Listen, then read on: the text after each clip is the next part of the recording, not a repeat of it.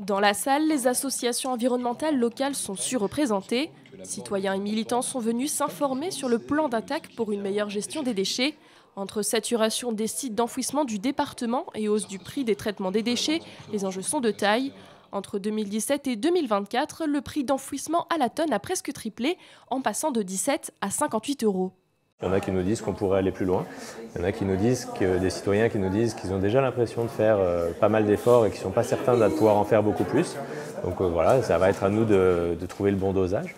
Et on a aussi des questions sur les unités de valorisation énergétique, quels peuvent être leurs impacts, voilà, comment on fait pour s'assurer qu'il n'y ait pas de pollution. On a ce type de questions également. À Chinon, l'Assemblée trouve que le département en fait trop avec l'incinérateur et pas assez côté sensibilisation. Aux yeux des militants, le département accuse un sévère retard dans sa politique de prévention. Ce qui me met en colère, c'est que je trouve que ce département, avec beaucoup d'autres, on est très en retard. Enfin, moi, je fais partie de Zéro Déchet.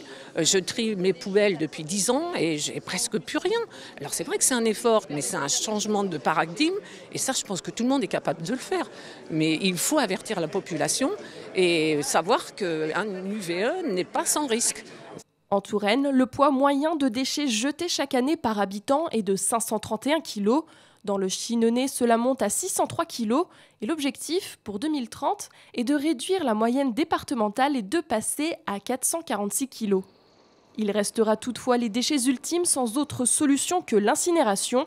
Une UVE des années 1990 pourrait être modernisée et augmenter sa capacité de traitement. Mais la proximité du lieu avec l'hôpital et les premières habitations a été soulevée par Alexandre Robert, le secrétaire force ouvrière de l'hôpital de Chinon. En face, Touraine Propre rétorque avec les analyses de particules effectuées par des laboratoires indépendants. Aucun chiffre ne dépasse les limites de taux autorisés. Réponse insuffisante pour certains qui s'inquiètent de la présence de polluants éternels et des effets du cocktail de particules. Malheureusement, on n'a pas le choix si on veut garder la maîtrise de nos déchets. Alors l'idéal, ça a été dit d'ailleurs lors de la réunion, le meilleur déchet, c'est celui qui n'existe pas. Et très clairement, pour l'instant, une UVE ou 2 UVE, on en a besoin. Et l'objectif de cette concertation, c'est aussi de débattre, est-ce qu'il faut une installation, 2 installations, et où est-ce qu'elles seront situées. Certains ont le goût amer de voir la construction de l'UVE Sud-Touraine déjà actée et légitimée par ces concertations. Pas facile d'accepter l'urgence de la situation, entraînée par 30 années de politique de l'autruche des pouvoirs publics.